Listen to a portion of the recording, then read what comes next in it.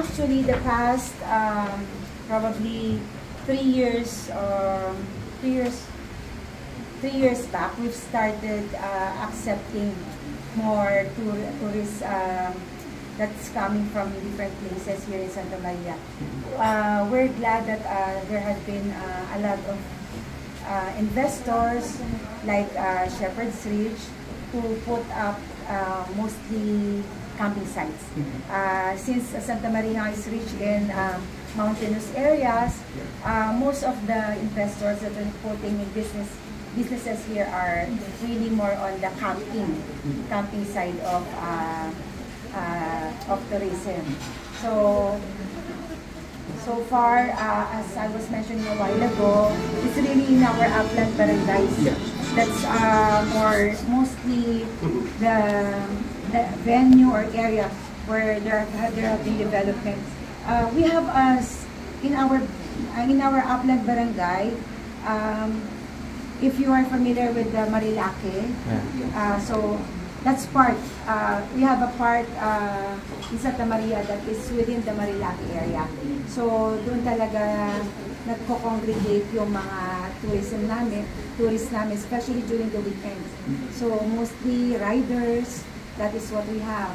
Tapos we've been wanting to really make a group.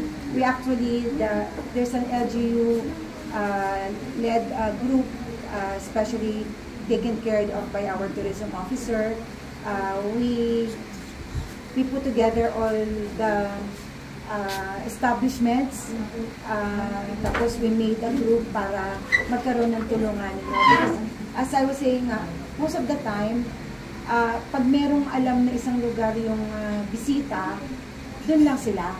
Kaya nga sabi nga namin, hindi namin sila makakatch to stay longer kung sa isang place lang. So we're trying to develop a circuit para magkatulong-tulungan bawat establishment. Nangyari na, lalo ngayon, we're trying to promote really organic farming. So yun yung sinasabi namin din sa LGU, na pag na-promote namin yung organic farming, kasi there's 2 organic farms here already. Accredited? Yes. Okay. Actually, accredited yun talaga na sa soil. Tapos, sabi ko, if we can also establish the pick and pay, yung scheme ng pagka gustong bumili ng mga local products, magkakaroon ng venue para lalong maging interesado yung mga turista na dumarating sa amin. So that's one thing, pagsasabayin namin yung, we are really an agricultural community, so mapagsabayin namin ma-promote yung agriculture at saka yung tourism. In terms of the tourism receipts, Mayor, ilan yung percentage from the local? May mga noted na ba from the foreigners or wala pa naman? Actually, mga foreigners, mangilan-ngilan lang din talaga. Anong nationalities nila? Mostly mga Western. Mga Western talaga. Kasi sa locals, Mayor? Coming from where? Yeah, normally coming from Manila. From Manila? Yeah, mostly from Manila.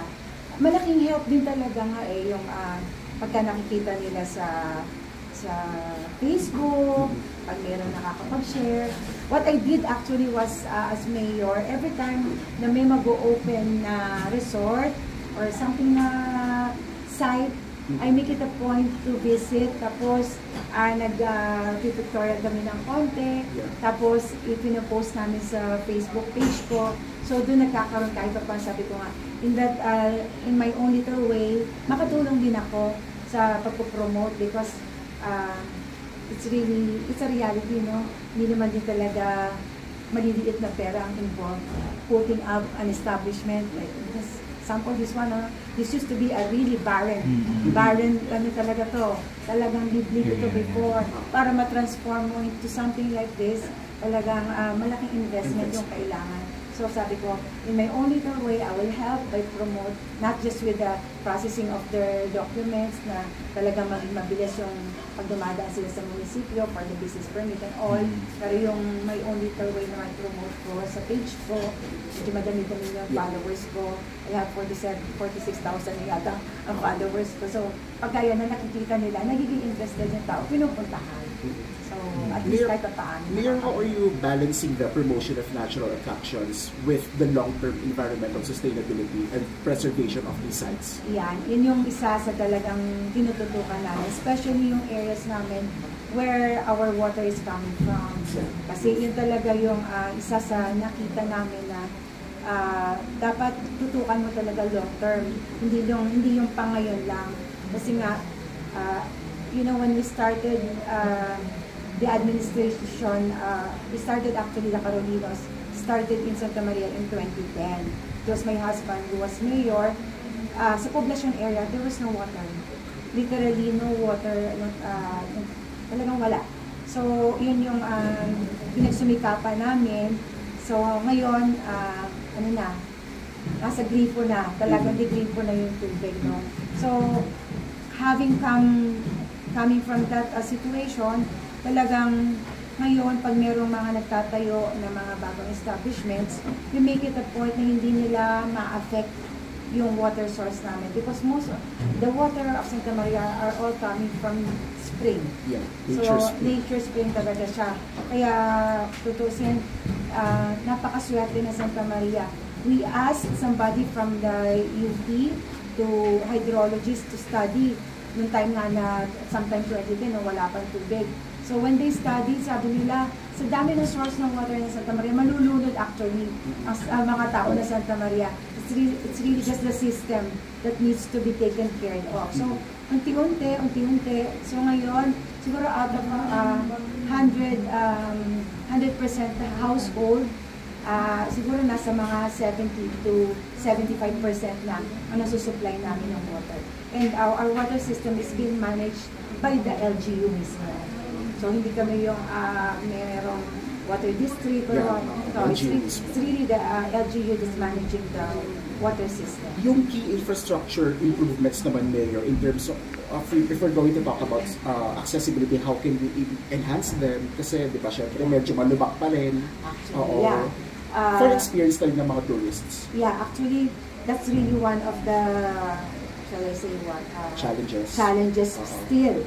But coming from 2010, siguro kung irarank natin ng 1 to 100, siguro nakakaano na kami na, kasi nasa 70 na kami. 70%. So, you can yung progress made. Yes, yung progress, no? Talagang, yan pa rin actually up to now. Just last week, I was in the Senate, patuloy pa rin na lumalapit. Yeah, kasi, ang local fund namin, annual local fund namin, is just what, 218 million. That's annual, no? Annual fund na yun. So we have operations technically, PS, no? Ano na yun? Halos kalahati na. So all the rest, kalahati ng budget mo, which is what, 100 something million.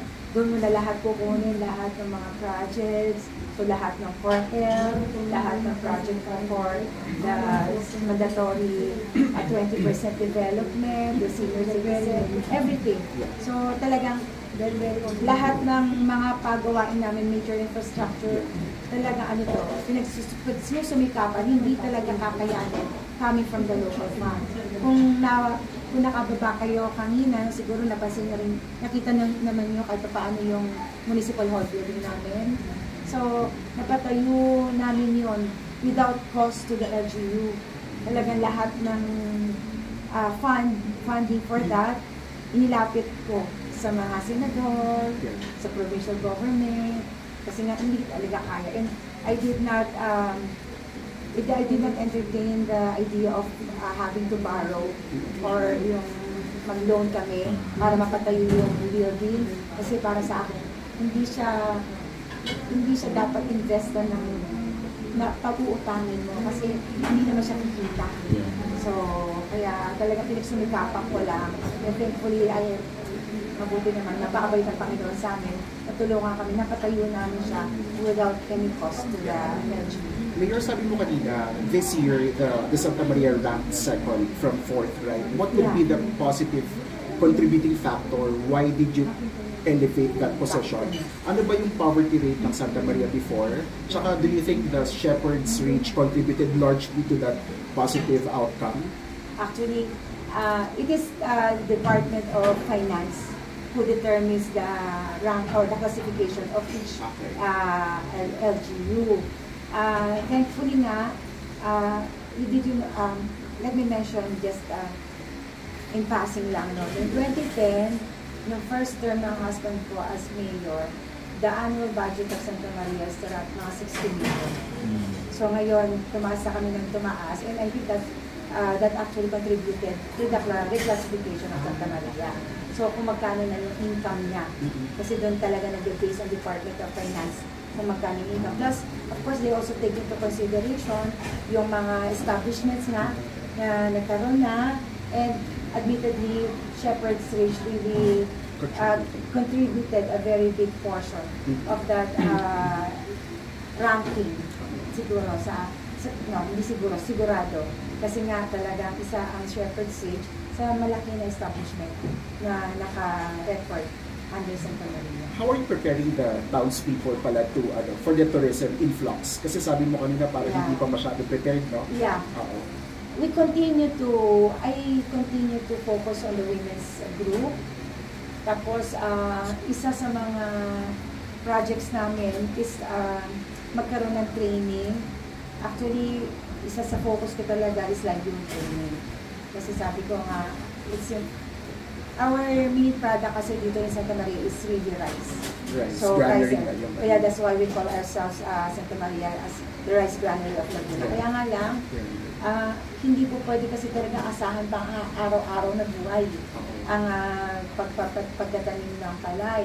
So, kinakailangan meron kaming secondary na aasahan. So, I do a lot of livelihood programs, livelihood trainings actually, para ma-empower yung mga women namin. Kasi ako, somehow I'm really biased sa women, Kasi talaga ang mga women, pagka in-empower mo, they can really contribute sa family. Tapos talaga sila yung determinado, hindi sila yung mga ninas kugon, na pagka talagang naumpisan mo sila, they can sustain na talaga magkaroon na ano. So, isa sa plan namin is to have them trained. We wanted to coordinate with CHESA at saka sa Department of Tourism. With CHESA, we're connecting with them para nga sa karagdagan ng mga infra, even the infrastructures, kasi alam ko, tumutulong sila. Tapos na the Department of Tourism, para sa mga training. Gusto namin kasi dito, magkaroon talaga kami ng product na masasabi na Santa Maria's very own. Although sa province may tinatawag na diba, one town, one product. So ngayon, dito kasi Lanzones. No. Prutas kasi yun no. Coffee. Yung inaano namin. So meron kami, we actually have a cooperative that's focusing mainly on coffee. Tapos yung coffee namin dito, nadala na siya, na ibang laban na siya abroad. So meron barista na ginamit yung local coffee namin. Nagkaroon ng barista competition sa Korea. Nilaban nyo yung coffee namin, nag-bronze, nag-play siya as bronze, parang third place siya. Tapos nilaban ulit nila sa Korea, nanalo ulit. Ay, sa Japan naman, nanalo ulit sila. Anong profile ng coffee bean niyo ngayon? Ano siya, Liberica. Liberica. Okay. Tsaka alam nyo, when the Department of Agriculture made a study of coffee trees, that this was like around 3 years ago, sinabi nila na in 2 years time, so that was that last year, kami na daw in the whole of Calabar Zone, ang may pinakamaraming coffee trees. Okay. So, actually even before pa daw naman talaga, many years ago, di ba tayo, we're familiar with the Batangas coffee. Yeah. Kasabihan nila Kaping Barako. But the truth is, it's coming from Santa Maria. It's just that during that time, walang nagpa-process. Yeah. So, tendency, pag pinitas, yung napatuyo, dadalhin sa Batangas kasi doon may nagpa-process. Now, hindi na. Kasi meron na kami sariling process. So, nabibenta na namin talaga ang mga coffee. Anong long-term vision mo, Mayora, for the Santa Maria as a tourism destination? Tapos, may mga projects ba kayo, initiatives na bago for the near future? Okay, so far talagang I personally, talagang gusto ko muna matutukan lahat ng mga infra leading to our sites. Okay. Kasi sabi nga talaga importante, no, na talagang ma-polish namin lahat ng mga dadaanan. Kasi nga, kahit anong ganda ng pupuntahan, ano, kung ang hirap puntahan, tendency mapuntahan minsan, hindi babalikan. So that is what we are wanting to do. Tapos nga, yung sinabi ko kanina, we are working on the circuit. Circuit para dun sa lahat ng local sites namin, para magkaroon talaga siya ng grouping, para magkatulong-tulungan. It's important naman talaga na hindi naman talaga. Totoo yung sa kasabihan ng Normanizan Island, no? Kaya kailangan talaga, kahit na competitor kayo sa isa't isa, still, dapat nandun pa rin yung interconnectivity para magkatulong-tulungan. And that is what Shepherd's Reach is doing. Kaya talagang very thankful kami sa kanila. Mayor, in terms of statistics, gaano po karami yung tourists na dumarating dito sa Santa Maria? Just to give us an idea kung nag-grow ba siya or ano? So far naman, what shall I say, parang naging peak namin ng pandemic eh. Talagang yung pandemic time, doon talaga kami nag-peak. Tapos nagkaroon kasi ng konting problem yung Three Falls. So medyo naano kami na for a while kasi nagsinarado namin yun eh. So ngayon, yan, parang unti-unti binabalik namin. So a couple of thousands ang dumarating yearly. So mostly during summer, yan, yun talaga yung kasagsagan. Saka pagka mga Holy Week, yun yung kasagsagan na may mga dumarating na bisita. Maybe not much. How about the Christmas season po? May marami po. Christmas season, what we expect yung pagka-Christmas season eh, yung yung pag-uwi ng mga locals talaga na normally, nasa Manila na, tsaka yung going back, you mentioned na bisita. Dati, kahit mismo kasi yung mga locals, ayaw umuwi, kahit weekend, kasi nga walang tubig. Sabi nila, ipamiligo na lang, problema pa.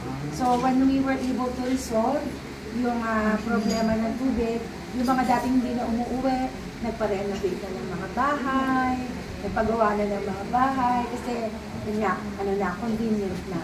Mayor, sa ano naman, in terms of the cell site signal, so baka may in the pipeline tayo dyan?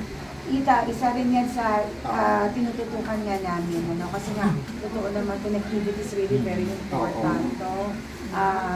Nililigaw pa? Yeah. Pero mukhang konting-konti na lang.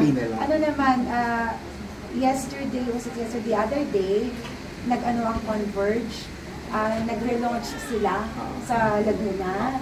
So, they promised that they will reinforce na lalo nilang papalakasin daw yung signal nila. Kasama ba kayo sa Wi-Fi for all? Yeah, lahat ng actually meron. Kaya nga lang, wala pang cell site. Mamihina din, ano. Pero, last question for me, Mayor. What are the reasons to love Santa Maria na lang? Kasi love the Philippines sa campaign. One, very genuine ang mga tao sa Santa Maria. No? And of course, second, I think the place in itself is really unique. Unique in the sense na you technically enjoy everything. You enjoy the lowland, the midland, tapos may upland kami. So, kumbaga, lahat ng tatlong yon may enjoy mo sa Santa Maria alone. Hindi yung there are places na pupunta natin, bundok na bundok talaga. Bundok na bundok. Dito, lahat, meron kang lowland, meron kang inland, tapos meron kang upland. So, we get to enjoy all. Kumbaga, kung America, we have all 4 seasons. Fall for seasons. Yeah. Thank you, Mayor. Thank you so much. May question lang ako. What about for renewable energy or green facilities po? Meron po tayong programa dito sa Santa Maria. So far ngayon, we're still in the process of exploring. No? Isa nga sa una actually na ni-entertain ko is to convert yung municipality mismo na mag-switch kami to solar. So, unti-unti pa siguro, na unti-unti pa. May ilan na rin mayor na solar? Mga ilan. Household naman lang? Yeah, mostly household. Kasi nga, for one, wala naman din talaga kami napakalaki pang industry dito. And we are home to mga poultry, mga piggery. So, technically talagang more of food. We can be called the food basket of Laguna. Kasi nga, except for fish, Kasi wala kaming body of water. We have everything. So, from the palay, to the vegetable, to the fruits, tapos we have poultry, then we have piggery. So, we have. Kaya nga nung pandemic, hindi kami nagka-problem sa food. Kasi nga we have everything except for fish. Yun lang talaga. Although may mga maliliit na fish pen, pero unlike the other municipalities na katabi ko, na nandun sila sa Laguna Lake. Nasa ano talaga yun. Kaya they're called the Baybay municipalities. Kasi nasa baybay sila ng lake. Pero kami, nasa looban tayo. So hindi tayo, wala tayong body of water. Mayor, Kaya ang fish lang namin, yung nasa lata. Nagsisiksikan. Oo, nagsisiksikan. Mayor, since you're promoting agritourism po ganyan, pero open po ba kayo sa mga industry, sa mga large firm na mag-invest here? Of course, we welcome everything naman, as much as possible. Kaya lang talaga, sabi ko nga, one of the setbacks kasi dito sa area namin is yung supply namin ng electricity is cooperative pa, FLECO. It's not run by Meralco. So, pagka mayroong malaking industries like factory, parang hindi kaya ng supply pa. Kaya yun yung isa sa nagiging limitation namin. Pero syempre, yung mga industry na kaya naman, you're welcome. No? Basta susunod lang sa aming comprehensive land use program para ma-identify namin. Kasi minsan naging problema din naman. I mentioned a while ago that we have poultries, we have piggeries, syempre yung complaints, no?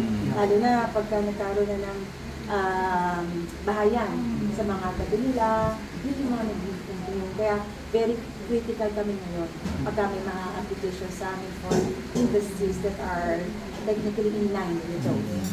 O yan, nagiging medyo talagang may grip kami. Kasi in the long run, pinayagan naman namin, kawawa naman din yung mag-invest. Tapos, pagka kinumplain, di ba, ng mga household sa kapiligiran, wala naman kami magagawa kundi to act din. So, sabi ko, sa simula pa lang, tulungan na natin sila. So, i-direct natin sila kung saan yung tamang lugar, kung saan sila dapat maglayo para hindi na maging hassle sa susunod na, nagkukumplit, biglang, or sabi malangaw, or maamoy, yun ang naging complaint. So, nilalagay na namin sa tamang lugar. So, of course, we welcome. Mayor, last, a very important question, kasi the Department of Tourism's budget last 2023 was 1.2 billion, diba? And it was slashed to 100 billion this year. So, how will it affect the local tourism? Curious lang ako. Siyempre naman, malaking bagay yun, Although, kahit naman ilang video yun, hindi ko rin naman masasabi na naramdaman namin yan, Hindi rin naman natin alam kung saan pupunta. Diba? Sabi ko nga kaya, minsan, we wanted to connect para kahit paano makaano man lang. Kahit sa, mabigyan man lang kami ng 500 meters na kalsada, malaking bagay yun. No? Pero, it's really mostly used for promotions. I think yun naman talaga, di ba? The rebranding, gayon, yun talagang nagagamit. Pero siguro kami sa probinsya nga, parang hindi namin siya ganun. Hindi namin siya ganun ramdam. So, mga private investors pa na nagpaparamdam na rin sa Santa Maria for the tourism sector? So far naman talaga ang madalas nag-ano dito, yung pag nakabili ng lupa. So yun, tapos later on, they want to develop, put a little something. Normally, sasabihin lang ng mga yan, a rest house lang, pasarili lang, then eventually, biglang maglalaki na, ba't lumaki na? Kasi sayang, para ma-enjoy din ng iba, o pang-maintain man lang. So, yun, yes, ganoon. Yan, sa mga upland na. So, sana sa susunod na pagdalaw nyo, madala ko kayo doon para makita rin nyo. Thank you, Mayor. Yun ang naman yung questions natin. Thank you.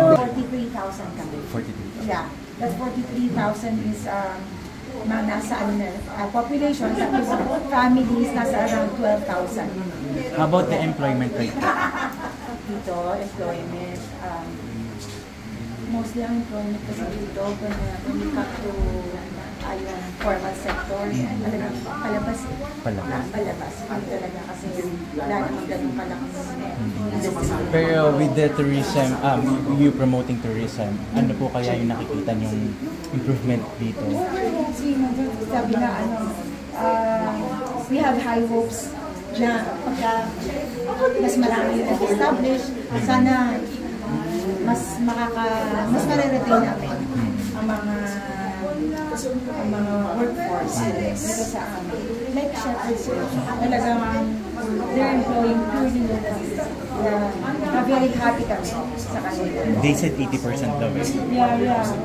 Isip na yung mga specialty chefs nila, yun lang talaga. Pero yung mga staff, we're so thankful sa kanila. So kung may pupunta yung mga bagong tourist, ano yung mga parang tourist spots na pwede nilang asahan or must-see sa Santa Maria? Yes, mostly camping sites, tapos yung mga falls, yung mga body of water namin na talaga medyo, sabi nga, unique yun. So yun ang pwede mapuntahan talaga.